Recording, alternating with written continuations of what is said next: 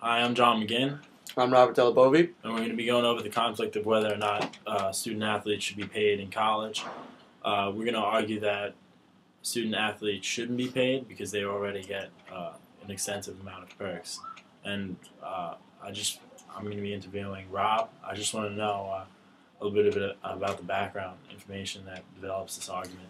Well, over the last 200 years, college athletics has dramatically changed. Until the 1850s, college sports weren't really relevant at all to students. There was never an idea of being a student athlete. If colleges felt they need to increase their physical activity, they would revert to manual labor such as farming or grounds work. Sports were never really even an option to most colleges. Okay, and why is that? The main purpose of college during that time period was just for college students to become highly educated, as well as being well-mannered and respectful. However, in 1852, Harvard and Yale established the first intercollegiate crew team.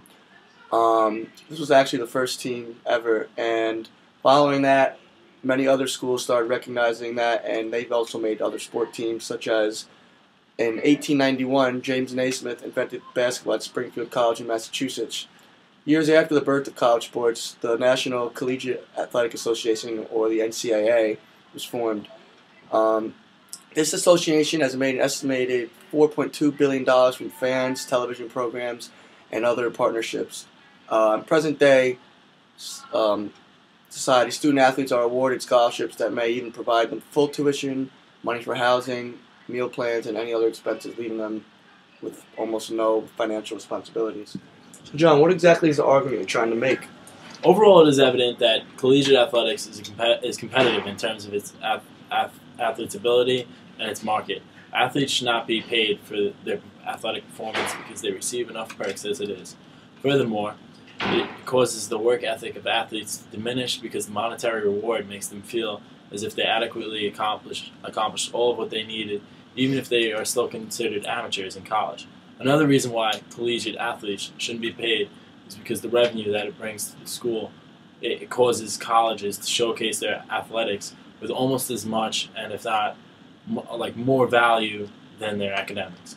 Finally, college athletes should not be paid because no one should put money in the hands of young and irresponsible role models. Sometimes these athletes are given a large amount of money and they feel invincible, and because of that, they start to participate in criminal behavior. Can you further explain your argument of supporting evidence?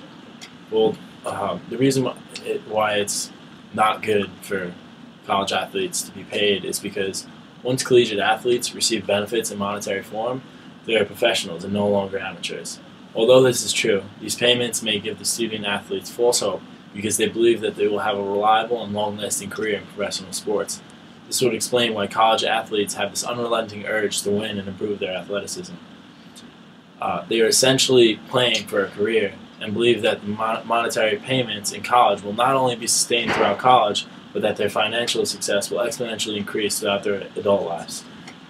This is detrimental to the school's academic reputation because they are facilitating this mindset, which causes athletes to focus less on intellectual studies. There is no future guaranteed for these athletes. As a result, the idea of using student athletes as tools for publicity and popularity for a university is immoral because it damages the reputation of the school and the academic careers of collegiate athletes. So, John, what do you think this would do for make a difference between the major schools and the mid-major athletic schools? This would add to why college athletes shouldn't be paid. I'd say another reason why college athletes should not be receiving rewards or money for athletics is because the gap between the athletic prominence of top Division I schools it would widen in comparison to other divisions that would be more moderate. This is because schools with more athletic prowess would be able to have an abundance of scholarship money that they could pay to recruits and some of their teams of top players. This is unfair because dominant teams would become more powerful and the abilities of moderately athletic teams would weaken. This is a form of cheating in the same way that a lot of people believe that the New York Yankees buy their way to victory because they have a high enough salary cap to pay for players that will lead their franchise to a World Series. The only difference is that professional sports is a lucrative business, while college athletes are still considered amateurs.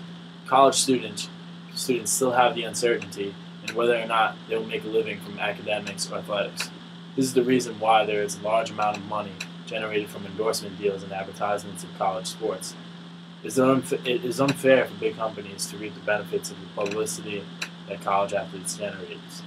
It is like these companies are using college athletes as pawns to facilitate their personal financial success.